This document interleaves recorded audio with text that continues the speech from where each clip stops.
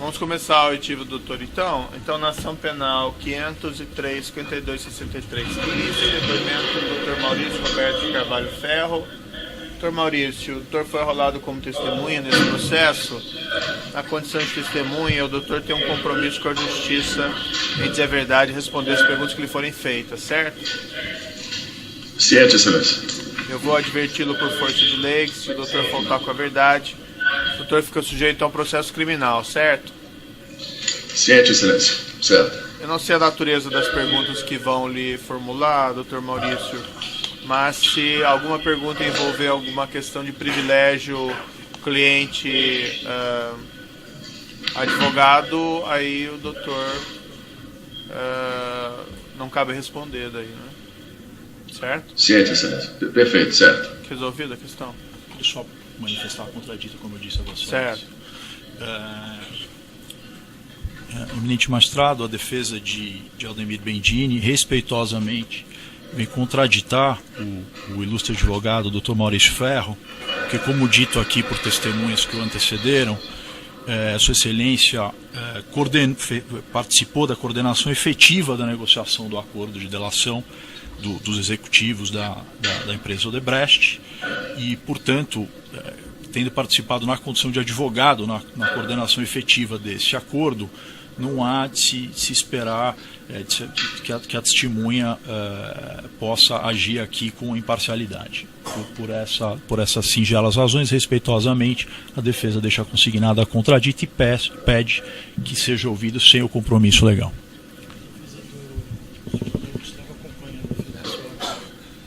Perfeito. Eu não sei a natureza das perguntas. Então... Eu só objetivamente queria prestar informação de que ele não assistiu o acusado Marcelo Odebrecht especificamente no acordo de colaboração.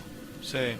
E, portanto, a defesa entende que o óbvio levantado pelo eminente colega a título de contradita não tem razão de ser no caso concreto. Vai ficar registrada a contradita. De todo modo, assim, doutor, como o doutor prestou assessoria jurídica, existem alguns limites enquanto aquilo que o doutor pode revelar. No entanto, o doutor é uma testemunha que foi arrolada pela defesa e não pela acusação, né? Seria impróprio, a meu ver, a acusação tivesse arrolado, mas não é esse o caso. Então, eu vou ouvir as perguntas e nós resolvemos aí caso a caso. Certo? Certo, excelência. As perguntas que seriam, então, doutor? Primeira delas. Bom dia, doutor Maurício. Na Borbulhões, por Marcelo Odebrecht. Bom dia, doutor Moura. O senhor foi arrolado como testemunha, como o senhor acaba de noticiar, de Marcelo Odebrecht nos autos desta ação penal. O senhor pode nos explicar que funções exerceu na Odebrecht desde 88, quando Marcelo passou, desde 2008, quando Marcelo Odebrecht passou a ser presidente da Odebrecht S.A.? Doutor Amor, se me permite, antes de 2008, eu ingressei na Odebrecht em 95, na Odebrecht Holding, na Odebrecht S.A. Fiquei na Odebrecht S.A. até 2001. Me mudei para a Copene, que foi uma empresa petroquímica adquirida pela Odebrecht. Dali nasceu a Braskem. Me tornei diretor jurídico da Braskem até 2013. Então, portanto, respondendo a sua pergunta, de 8 a 13 eu era diretor jurídico da Braskem S.A. e me tornei depois diretor jurídico da Odebrecht S.A. ao final de 2013. Muito bem. Especificamente no que diz respeito aos acordos de leniência e colaboração, o primeiro do grupo empresarial e o segundo de executivos e ex-executivos do grupo empresarial Odebrecht, no âmbito desses acordos, o senhor assistiu especificamente Marcelo Odebrecht? Não, eu coordenei o processo, coordenei perante o Ministério Público o processo de colaboração da Odebrecht S.A. Cada um dos seus colaboradores tinha o seu advogado próprio e conduzia os seus relatos de maneira independente. Eu fazia a coordenação do ponto de vista de logística e interface, junto com outro grupo montado sob minha supervisão, perante o Ministério Público Federal, para que o processo pudesse ser tratado da maneira conjunta. No período em que o senhor exerceu atribuições, naquele período em que Marcelo Odebrecht era presidente da Odebrecht S.A., quem eram os líderes do senhor nesse período, no âmbito da Odebrecht? No âmbito de 2008 até 2013, se eu não me engano, José Carlos Gurbizic, não sei se o José Carlos já teria saído em 2008, mas José Carlos Gurbizic era o presidente da empresa e da Braskem S.A., depois foi sucedido por Bernardo Gradin, e depois Bernardo Gradin foi sucedido por Carlos Fadigas. Então esses três, no âmbito da Braskem, eram os meus líderes dentro do grupo Odebrecht. Quando me mudei para a Odebrecht S.A. em final de 2013, fiquei ainda durante um período sob a liderança de Newton de Souza, e depois continuei sob a liderança de Newton de Souza, Newton já exercendo a função de diretor-presidente da Odebrecht S.A. O senhor chegou a firmar o acordo de leniência? Não. No evento 219, anexo 2, eminente magistrado, destes autos, foi juntada uma troca de e-mails entre Marcelo Odebrecht e vários executivos da Odebrecht, em que o senhor é um dos interlocutores. É desse documento que eu estou falando. O eminente colega que se encontra na audiência em São Paulo, o doutor Felipe Carvalho, pode exibir ao doutor Maurício Ferro, porque esse conjunto de e-mails tem objetivamente a ver com a indagação que eu vou fazer. Referindo-se esses e-mails, objetivamente registram uma preocupação com as cautelares da Petrobras, então vigentes, e os processos administrativos em curso na Controladoria Geral da União. O senhor poderia explicar o contexto e a importância deste tema para a organização Odebrecht? Era um tema que implicava risco sistêmico para a Odebrecht Óleo e Gás e outras empresas do grupo? Sem dúvida nenhuma que depois, ao final de 2014, com o bloqueio cadastral das empresas da Odebrecht perante a Petrobras, gerou uma preocupação enorme dentro do grupo, dada a relação de prestação de serviço que existiu de algumas empresas com a Petrobras e a possibilidade dessa situação se expandir para outros fornecedores ou outros clientes da Odebrecht, do grupo Odebrecht.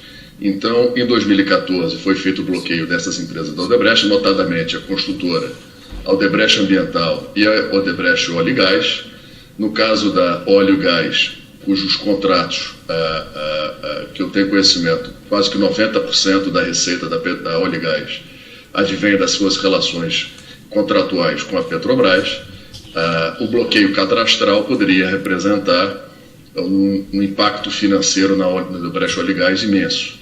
E isso, de fato, ocorreu com um pedido de recuperação extrajudicial feito pela Odebrecht Óleo e Gás meses posterior.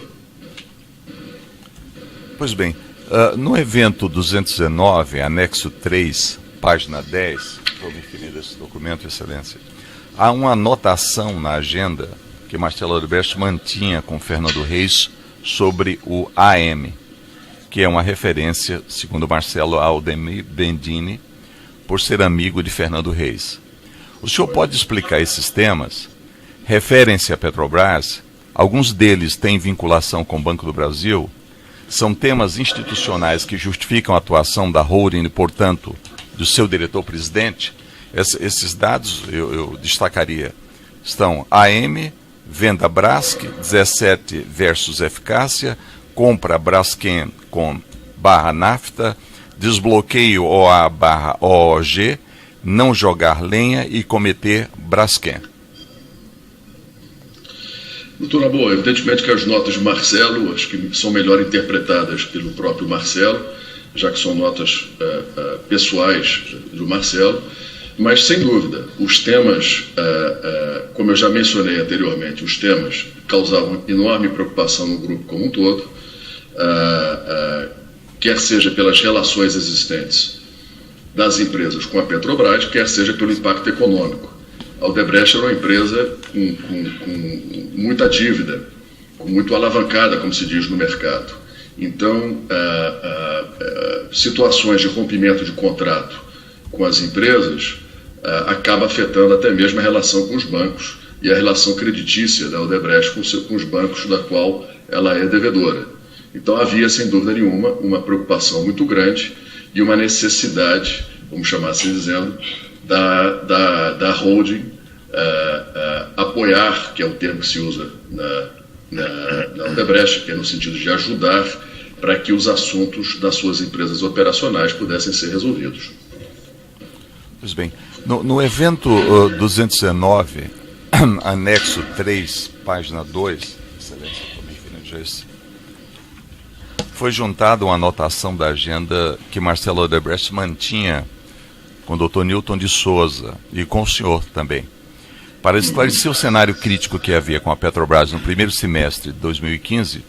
O senhor poderia esclarecer o contexto do primeiro parágrafo da nota sobre as comissões internas de apuração da Petrobras, que consta daquela anotação, nomeadamente: estas duas companhias continuam em andamento, lideradas por 2 xiitas, entre parênteses, Coronel Arruda no Comperge e Gerson na Reneste, fecha parênteses, vírgula, completamente soltos, entre parênteses, pautados pela mídia, fecha parênteses, e com seguinte linha de pensamento, 2 pontos: temos que encontrar, abre aspas, culpado, fecha aspas, caso contrário vamos ser acusados de, abre aspas, incompetentes e / ou coniventes, fecha parênteses, exclamação.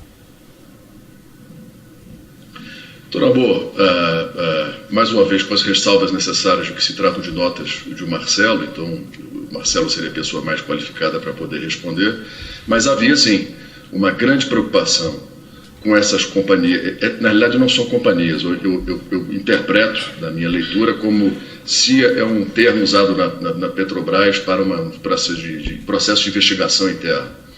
Havia uma preocupação de que essas investigações internas pudessem gerar, vamos chamar assim dizendo, bode expiatório, que seria afastar o problema que pudesse eventualmente existir dentro da própria companhia, achando um culpado para essa situação e, com base nisso, a Odebrecht ser responsabilizada por esse processo. Então havia essa preocupação dessas comissões de investigação interna dentro da Petrobras, direcionadas, vamos chamar assim dizendo, que pudessem ser direcionadas para afetar terceiros linkados à operação. Então havia essa preocupação, havia o bloqueio, evidentemente que era uma sinalização muito ruim para as empresas.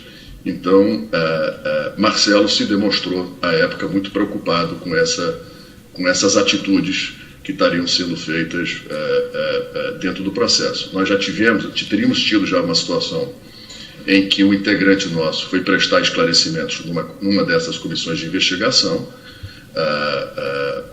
e dali surgiu uma ação penal no Ministério Público do Rio de Janeiro, da qual ele foi alocado como réu, não obstante ter sido absolvido depois, meses depois, pelo juiz do Rio de Janeiro. Então havia essa preocupação com essas comissões internas da Petrobras. Eu tenho um último bloco de perguntas, doutor Maurício, ainda com relação aos fatos objeto da ação penal. Considerando que desde a eclosão da Lava Jato em 2014, a equipe de operações estruturadas teria passado a alinhar com o senhor a interrupção e encerramento das operações, levantamento de disposição e estratégias de defesa, visando sua completa desmobilização. E ainda assim, foram realizados pagamentos em junho e julho de 2015 com utilização de recursos de Caixa 2, conforme relatado por Marcelo Odebrecht e Fernando Reis. É possível concluir que esses pagamentos teriam sido excepcionais e até mesmo em um cenário de alto risco para a equipe de operações estruturadas? Doutor Amor, eu desconhecia esse pagamento, não conhecia a existência desse pagamento, então eu não posso tecer nenhum tipo de juízo de valor sobre essa situação.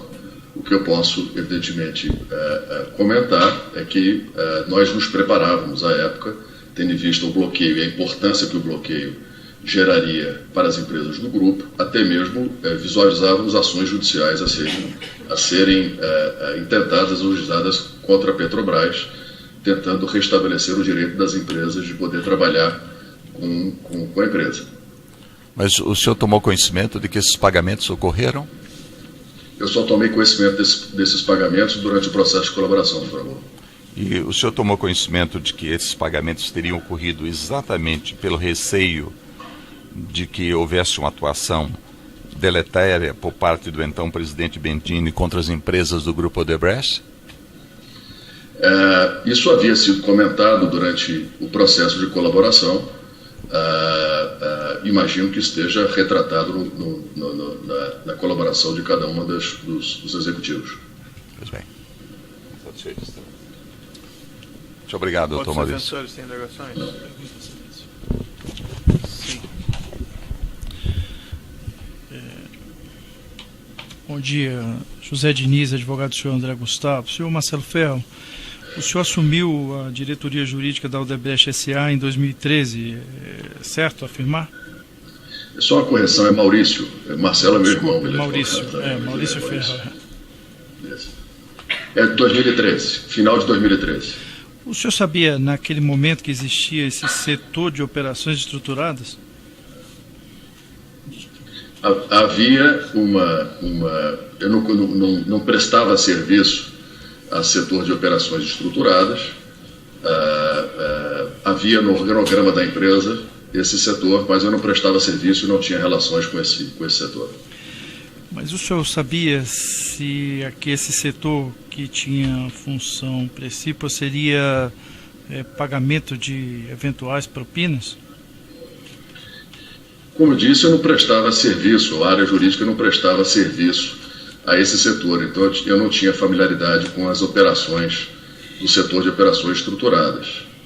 Esse setor de operações estruturadas funcionava no próprio prédio central da Odebrecht? O que eu conheço é que havia pessoas que tinham salas no prédio da Odebrecht e havia pessoas que tinham sua base em outros lugares. Tem mais perguntas? Outros defensores têm indagações?